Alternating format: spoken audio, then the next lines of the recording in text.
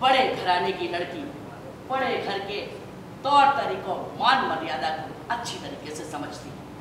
इतनी पढ़ी लिखी इतनी समझदार होने के बाद भी आज तक इसने कभी किसी को तकलीफ नहीं दी, घर की इज्जत पे कभी कोई आंच नहीं आने दी। ये और ये अरे हमारा प्रथम तो नादान है, उसने तो अपने घर को और कारोबार को नीलामी से बचाने के लिए कह दिया कि राधिया काम करेगी।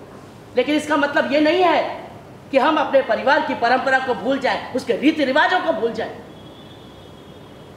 इस तस्वीर को ध्यान से देखो। औरतों के बाहर काम ना करने का फैसला तुम्हारे पिताजी का था, और अब अगर राधिया बाहर काम करेगी तो ये उनके वचन, उनके अनुशासन और रीति रिवाजों का अपमान होगा, अपमान। और वहाँ से तब तक हमने बोला, लेकिन दादी अब और कोई रास्ता भी तो नहीं है ना हमारे पास।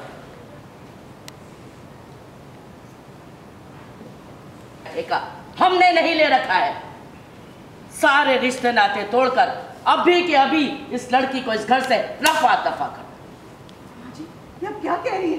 रजनी क्या कह रही है? चुप! हमसे सवाल पूछने का हक तुम खो चुकी हो रजनी। अरे हम तो पहली बार कोई ऐसी माँ देख रहे हैं जो अपने बेटे की खुशियों का गला घोट रही है। वो शौक में देख लिया आपको।